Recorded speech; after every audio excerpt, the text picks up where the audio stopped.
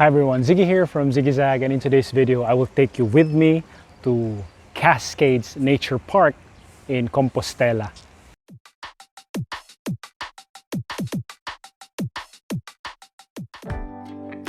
Right now guys, I am with a good friend. His name is Jigger and we are on our way to Compostela.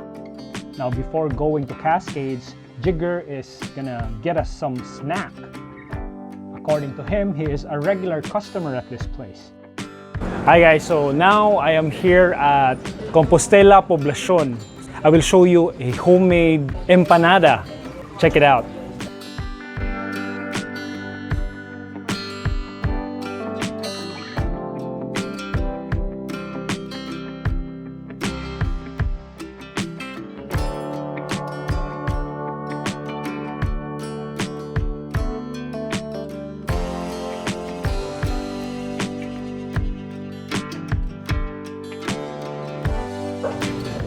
Unsa ni siya kanang pork empanada, no? Pork,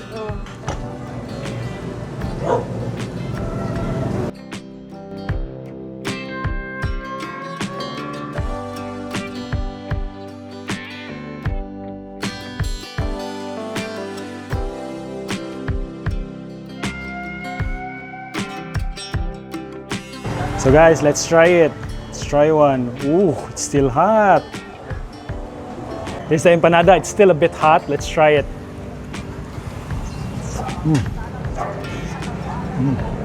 The dough is crispy on the outside and kind of soft in the middle.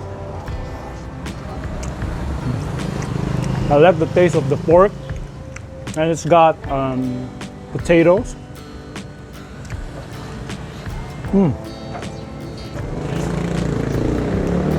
And guys, the filling, it's packed with pork filling. Check it out.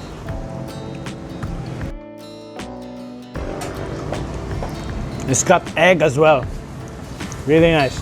Ma'am, tapila ka niya, ma'am? Ang kubo? Per pack siya or per kuan? 210. So guys, they're selling this at 210 pesos per box. And per box, there's pila ka pieces, ma'am? There's 12 pieces in a box.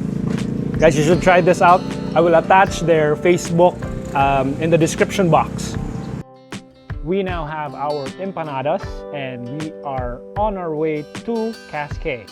It is conveniently located just a few meters away from the highway. And just like that, we are now at the gate. And guys, welcome to Cascades Nature Park. So guys, we just arrived here at the Cascades Nature Park, and the place, I won't describe it, I'll show it to you.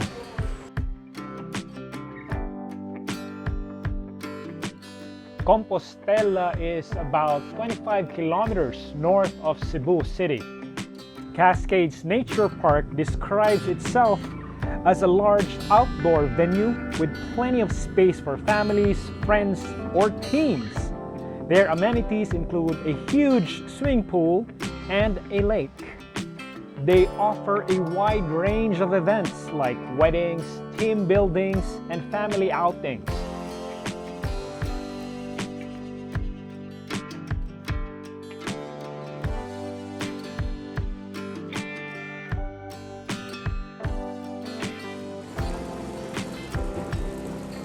This is their pool area.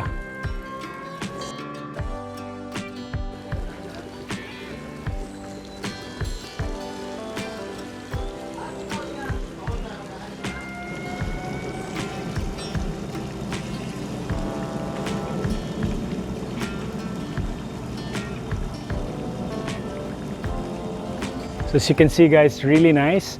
There's a lot of trees and grass. Really nice place here at Cascades Nature Park. As you can see, they have cottages right there and another beside it.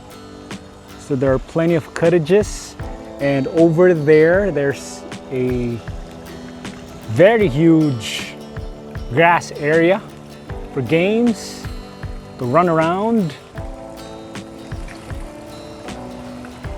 Beside the pool is it's like a common area, or it's got tables.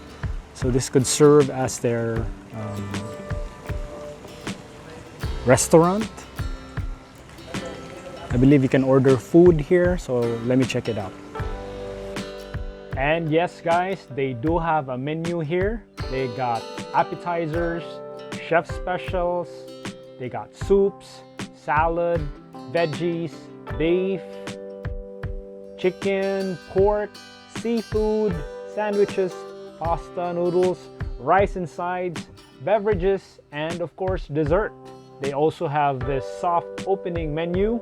They got barbecue sticks, rice plates, French fries and sides, and more items to be added soon. Now guys, take note, reservations are required. They are open from 9 in the morning to 5 in the afternoon. Here are some of the prices they have here. Now prices may change without prior notice. So guys, here's a closer look at their cottages. So it's got tables and chairs, and beside it is their swimming pool.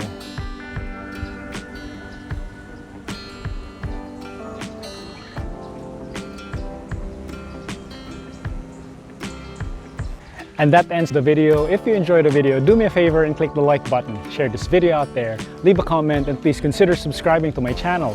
Don't forget to click the notification bell to get updates whenever I post new videos. And remember, life is not a straight line, but a zigzag. Sometimes you're up, sometimes you're down, but always keep moving forward.